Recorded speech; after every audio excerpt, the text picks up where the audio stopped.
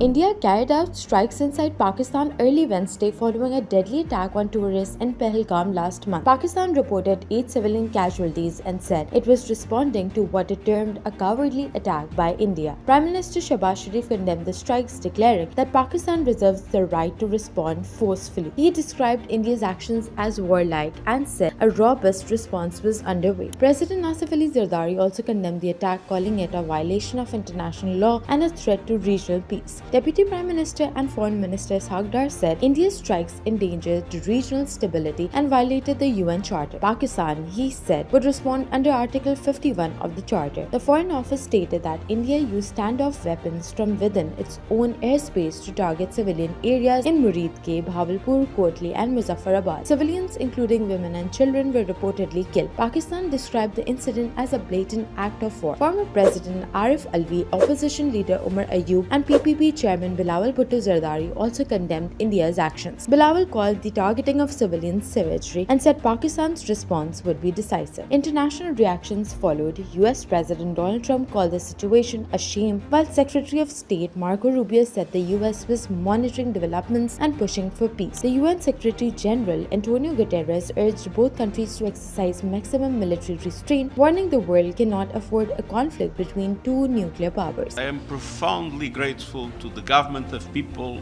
of both countries and their significant contributions to the work of the United Nations, not least UN peacekeeping. And so it pains me to see relations reaching a boiling point. I understand the raw feelings following the awful terror attack in Pahalgam on 22 April.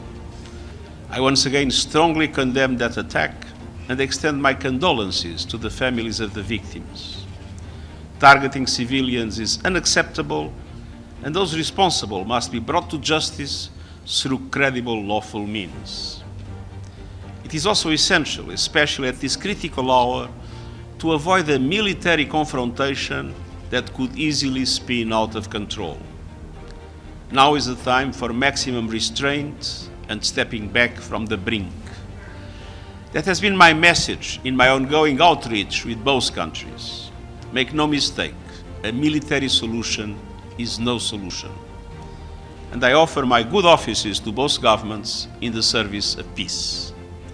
The United Nations stands ready to support any initiative that promotes de-escalation, diplomacy, and the renewed commitment to peace. Thank you. Japan condemned the April 22nd attack in Kashmir but urged both nations to avoid escalation. The UAE and Turkey expressed concern, with Turkey affirming solidarity with Pakistan. Pakistan has informed the UN Security Council of India's actions, calling them a threat to international peace and security.